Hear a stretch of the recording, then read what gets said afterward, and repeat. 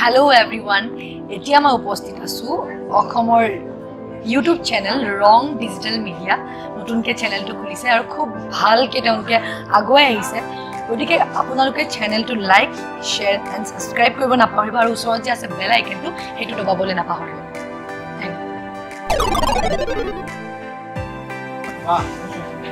প্ৰথমতে তোমাৰ পৰিচয়টো নমস্কাৰ মোৰ নাম শ্ৰী কাজল শৰ্মা মোৰ ঘৰ গুৱাহাটীতে মালিগাঁও আমাৰ মালিগাঁও ভূটানগৰত মোৰ ঘৰত মোৰ মা দেউতা ভাইটি আৰু মই চাৰিটাই পৰিয়াল আৰু তোমাৰ শিক্ষা জীৱনৰ বিষয়ে মই স্কুলিং ক্লাছ 1ৰ পৰা ক্লাছ 4লৈকে মই কৰিছিলোঁ ৰেলৱে ডিউটি তাৰপাছত মই বনস্থলী একাডেমী ক্লাছ 5ৰ পৰা ক্লাছ 10লৈকে আফটাৰ 10 মই 11-12 কৰিছোঁ ৰেলৱে হায়াৰ ছেকেণ্ডেৰীৰ পৰা আৰু তাৰপিছত মই বি নিউজ কৰিছোঁ ষ্টেট মিউজিক কলেজৰ পৰা আৰু মই ডিগ্ৰীটো লৈছোঁ ষ্টেট মিউজিক কলেজৰ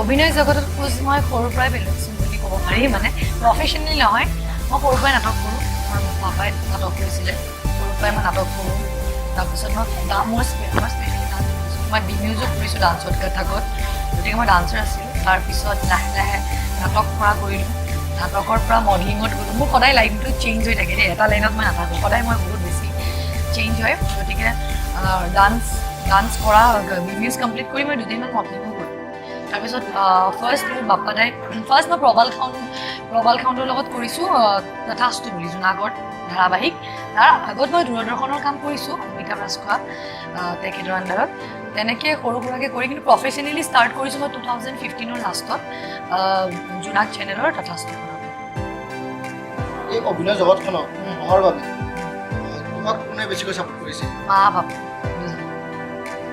থিয়েটাৰ জগতত কেতিয়া আহিলা থিয়েটাৰ মোৰ 2016-17 ফাৰ্ষ্ট মই থিয়েটাৰত বহি দিছোঁ বৃন্দাবন থিয়েটাৰ এইটো মোৰ দ্বিতীয় বছৰ এতিয়া অভিনয় জগতখন সোমোৱাৰ আগত কিবা বাধা পৰিছিল নেকি মই বাধা কেতিয়াও পোৱা নাই কাৰণ মোৰ ঘৰখনৰ মাও বিহু নাচিছিলে মোৰ পাপাও নাটক কৰিছিলে গতিকে মই তেনেকুৱা বাধা পোৱা নাই মই সদায় ছাপোৰ্ট পাইছোঁ মই যদি নাযাওঁ বুলি কেতিয়াবা ৰৈও যাওঁ মোৰ ঘৰৰ পৰা বেছিকৈ ঠেলে মানে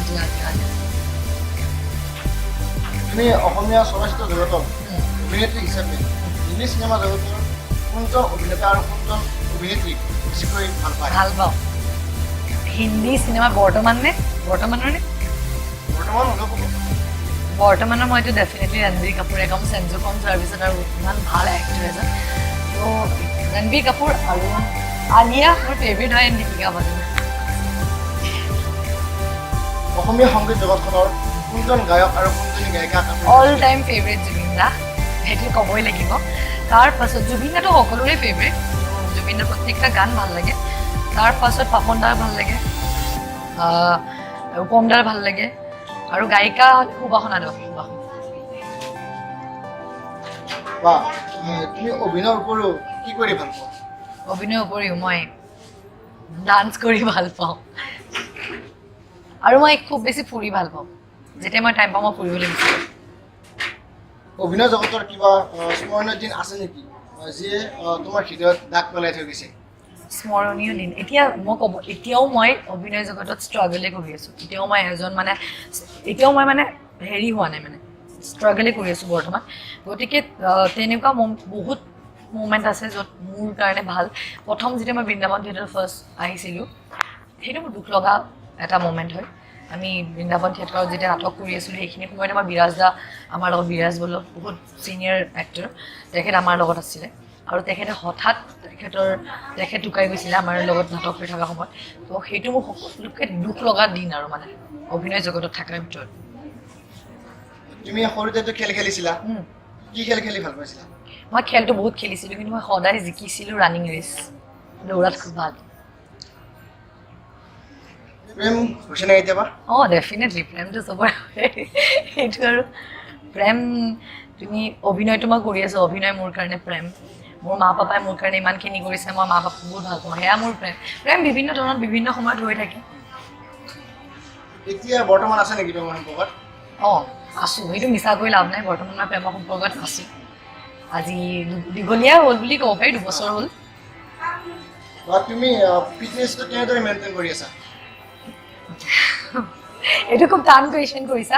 মই ফিটনেছ একেবাৰে মেইনটেইন নকৰোঁ ফাৰ্ষ্ট কথা, কাৰণ যেতিয়া চিৰিয়েল বা গান কৰি থাকোঁ সেইখিনি সময়ত টাইম পাওঁ, তেতিয়া ৰাতিপুৱা মানে ৱৰ্কআউট কৰোঁ। কিন্তু এতিয়া থিয়েটাৰত যেতিয়া সোমাই যাওঁ আমি এমাহ নন ষ্টপ, আমি দিন ৰাত একো ঠিক নাথাকে, আমাৰ খোৱা লোৱাৰ টাইম টেবল একো নাথাকে, পূৰা ৰিহাৰ্চেলত ব্যস্ত। এতিয়া ওলাই অহাৰ পিছতো আমি একদম বৰ্তমান এতিয়ালৈকে যিহেতু আমাৰ 4টা পেণ্ডেল হৈ গ'ল, গতিকে খোৱা লোৱাৰ একো টাইম টেবল মিলা নাই এতিয়ালৈকে, গতিকে আমি ফিটনেছ মেইনটেইন কৰা বুলি ক'ব নোৱাৰিম, এতিয়া কষ্ট কৰিহে আছোঁ। তোমাৰ প্ৰিয় খাদ্য কি? ভাত, অকল ভাতেই নে? মায়ে বনোৱা মাংস।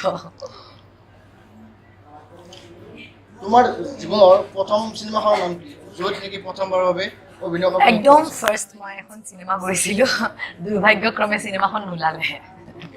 সেইখন মই সৰুতে কৰিছিলোঁ, তাতে আঙুৰ বা আছিলে, ভ্ৰান্তি বা আছিলে, ৰূপাৰ জীৱন পথত বুলি, কিন্তু কিবা অলপ প্ৰব্লেমৰ কাৰণে নোলালে। তাৰ পাছত মই দুৰ্জন কৰিছিলোঁ, দুৰ্জন চিনেমাখনত মই অকণমান সৰু কেৰেক্টাৰ কৰিছোঁ, আৰু মই যদি লিড কেৰেক্টাৰ হিচাপত কৰিব গৈছোঁ তেতিয়াহ'লে মোৰ ৰিচেণ্টলি আহি আছে জানুৱাৰীত ৰিলিজ দিব ক্ৰান্তি দ্য 1/3 বুলি মুভি, ৰাজীৱ লকৰ, আৰু ৰাজীৱ লকৰে প্ৰডিউচ কৰিছে আৰু কংকন ৰাজখোৱাই ডাইৰেকশ্যন কৰিছে, খুব ধুনীয়া চিনেমা। সেইখন চাবলৈ আহিব সকলোৱে, জানুৱাৰীত ৰিলিজ দিব।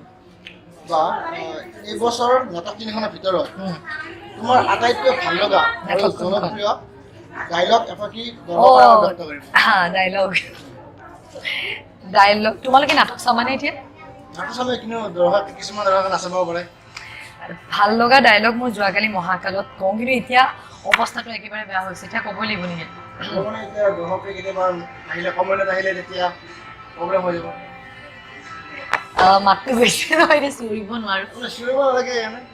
আচ্ছা, মই ষ্টেজত কোৱাৰ নিচিনাকৈ নকওঁ, একদম নৰ্মেলি কওঁ, যিহেতু গ্ৰীণ ৰুমৰ ভিতৰত আছোঁ, চবেই শুনি আছে, মোক গ্লাছ দিব একচুৱেলি।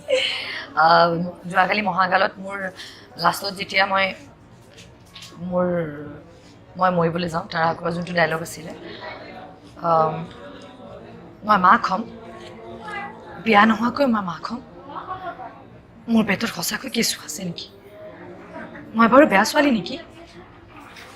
মই বেয়া ছোৱালী নহয়ো দাদা, মোৰ পেটত কেঁচুৱা কেনেকৈ হ'ল মই নাজানো নবৌ। যদি মই বেয়া ছোৱালী তেন্তে মই মৰিম। নবৌয়ে কৈছে এই ৰছীডাল ডিঙিত দি ওলমি দিলে বোলে সকলোৱে মুক্তি পাব, ময়ো বোলে মুক্তি পাম। মই যাওঁ দেই দাদা। এতিয়া এনেই কৈছোঁ, তাতে বেলেগকৈ কওঁ, কমপ্লিট বেলেগকৈ ইয়াতে ক'ব লগা হৈছে। তোমাক দৰ্শকে শেষৰ কুৱেশ্যনটো কৰিছে, তোমাৰ হবি কি? হবি? তুমি অথনি মোক ছেইম কুৱেশ্যন এটা কৰিছিলা নেকি? তুমি এনেই আজৰি টাইমত কি কৰি ভাল পোৱা? ছেইমেই হ'ব। মই এনেই থাকিলে বহুতকেইটা কাম কৰি ভাল পাওঁ। ফাৰ্ষ্ট মই ডান্স কৰি ভাল পাওঁ, ছেকেণ্ড মই খুব বেছি গান শুনি ভাল পাওঁ, আৰু যেতিয়া মোৰ একো কাম নাথাকে তেতিয়া মই খুব ফুৰি ভাল পাওঁ। ঠিক আছে বাৰু, আপুনি ব্যস্ততাৰ মাজতো যে আমাক সময়খিনি উলিয়াই দিলে তাৰ বাবে আপোনালোকক বহুত বহুত ধন্যবাদ। Thank U.